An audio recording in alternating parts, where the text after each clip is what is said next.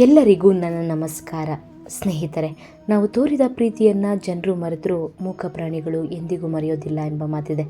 ಎಷ್ಟೋ ಸಲ ನಮಗೆ ನಮ್ಮಂತೆ ಪ್ರಾಣಿಗಳು ಮಾತನಾಡಿದರೆ ಚೆನ್ನಾಗಿರ್ತಿತ್ತಲ್ವ ಅಂತ ಅನಿಸಿರೋದು ಉಂಟು. ಹಿಂದೂ ಪುರಾಣಗಳ ಪ್ರಕಾರ ಬಯಸಿದ್ದೆಲ್ಲ ಕೊಡುವ ಕಾಮಧೇನು ಮಾತನಾಡ್ತಿತ್ತು. ಆದರೆ ಈಗ ಅದು ಮಾತನಾಡದಿರಲು ಒಂದು ಪುರಾಣ ಕಥೆ ಇದೆ. ಅದನ್ನು ಇವತ್ತಿನ ವಿಡಿಯೋದಲ್ಲಿ ತಿಳಿದುಕೊಳ್ಳೋಣ ಅಂತ ಹೇಳ್ತಾ, ಬಹಳ ಹಿಂದೆ ಭೂಮಿಯ ಮೇಲೆ ದನಕರುಗಳೇ ಇರಲಿಲ್ಲದಂತಹ ಸಮಯ. ಈ ದನಕರುಗಳು ಇಲ್ಲದ ಕಾರಣ ರೈತರು ಹೊಲದಲ್ಲಿ ತಾವೇ ನೊಗ ಎಳೆದು ಉಳುತ್ತಿದ್ದರು. ಹೀಗೆ ಜೀವನ ಸಾಗಿಸುತ್ತಿದ್ದಂತಹ ರೈತರಿಗೆ 2-3 ವರ್ಷಗಳ ಕಾಲ ಮಳೆ ಬರದೆ ಬೆಳೆ ಇಲ್ಲದಂತಾಗಿ ಭೂಲೋಕದಲ್ಲಿ ಬರಗಾಲ ಎದುರಾಗುತ್ತೆ. ಇದರಿಂದ ಬೇಸರಗೊಂಡ ಜನರೆಲ್ಲ ಸೇರಿ ಮಳೆ ಬರಲೆಂದು ಹೋಮ ಯಜ್ಞ ಯಾಗಗಳನ್ನು ಮಾಡಿಸಿ ದೇವೇಂದ್ರನನ್ನ ಪ್ರಾರ್ಥಿಸುತ್ತಾರೆ. ಜನರ ಭಕ್ತಿಯನ್ನು ನೋಡಿ ದೇವೇಂದ್ರನು ತನ್ನ ಆಸ್ಥಾನದಲ್ಲಿದ್ದಂತಹ ಕಾಮಧೇನುವನ್ನು ಕರೆದು, ನೀನು ಭೂಲೋಕಕ್ಕೆ ಹೋಗಿ ನಾನು ಹೇಳುವ ಸಂದೇಶವನ್ನು ಅವರಿಗೆ ತಿಳಿಸು. ಅದೇನೆಂದರೆ, ಅಲ್ಲಿನ ಜನರಿಗೆ 3 ಹೊತ್ತು ದುಡಿದು 1 ಹೊತ್ತು ಮಾತ್ರ ಚೆನ್ನಾಗಿ ಊಟ ಮಾಡಬೇಕೆಂದು ತಿಳಿಸು. ಹಾಗೆ ಮಾಡಿದರೆ ಮಾತ್ರ ಅವರ ಪಾಪವೆಲ್ಲ ಕಳೆದು ಬರಗಾಲ ದೂರವಾಗಿ ನೆಮ್ಮದಿಯ ಜೀವನ ನಡೆಸಬಹುದೆಂದು ತಿಳಿಸಿ ನೀನು ಹಿಂತಿರುಗಿ ಬಾ ಎಂದು ಹೇಳಿ ಕಾಮಧೇನುವನ್ನು ಭೂಲೋಕಕ್ಕೆ ದೇವೇಂದ್ರನು ಕಳಿಸಿಕೊಡ್ತಾನೆ. ದೇವೇಂದ್ರನ ಆಜ್ಞೆಯಂತೆ ಭೂಲೋಕಕ್ಕೆ ಬಂದ ಕಾಮಧೇನುವನ್ನು ಜನರು ದೇವದೂತನೆಂಬ ಕಾರಣಕ್ಕಾಗಿ ಆತನನ್ನು ತುಂಬಾ ವಿಜೃಂಭಣೆಯಿಂದ ಸ್ವಾಗತಿಸಿ ಸತ್ಕರಿಸ್ತಾರೆ.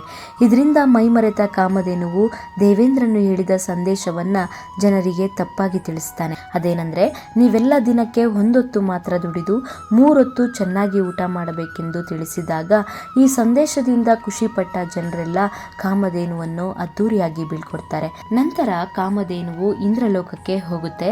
ಆಗ ಕಾಮಧೇನುವಿನ ನಡೆಯಿಂದ ಕೋಪಗೊಂಡಂತಹ ದೇವೇಂದ್ರನು, ನಾನು ಹೇಳಿದ್ದೇನು, ನೀನು ಮಾಡಿದ್ದೇನು?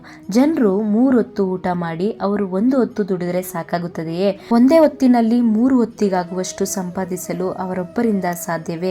ನೀನು ಮಾಡಿದ ತಪ್ಪಿಗಾಗಿ ನೀನು ಭೂಲೋಕಕ್ಕೆ ಹೋಗಿ ಅವರೊಂದಿಗೆ ಇದ್ದು ಅವರ ದುಡಿಮೆಯಲ್ಲಿ ಸಹಾಯ ಮಾಡು. ಅವರು ಕೂತು ಉಣ್ಣುವಷ್ಟು ಶ್ರೀಮಂತರಾದ ಮೇಲೆ ನೀನು ಪುನಃ ದೇವಲೋಕಕ್ಕೆ ಬಾ.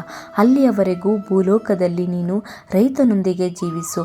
ನಿನ್ನ ಅತಿ ಮಾತುಗಳಿಂದಲೇ ಇಷ್ಟೆಲ್ಲ ತೊಂದರೆಯಾಗಿದೆ. ಆದ್ರಿಂದ ನೀನು ಇನ್ನು ಮುಂದೆ ಮಾತನಾಡದಂತಾಗಲಿ ಎಂದು ದೇವೇಂದ್ರನು ಕಾಮಧೇನುವಿಗೆ ಶಾಪವನ್ನ ಕೊಡ್ತಾನೆ. ಅಂದಿನಿಂದ ತಾನು ಮಾಡಿದ ಸಣ್ಣ ತಪ್ಪಿಗಾಗಿ ದನ ಹಸುಗಳೆಲ್ಲ ಭೂಲೋಕದಲ್ಲಿ ಮಾನವರೊಂದಿಗೆ ದುಡಿಯುವಂತಾಯ್ತಂತೆ.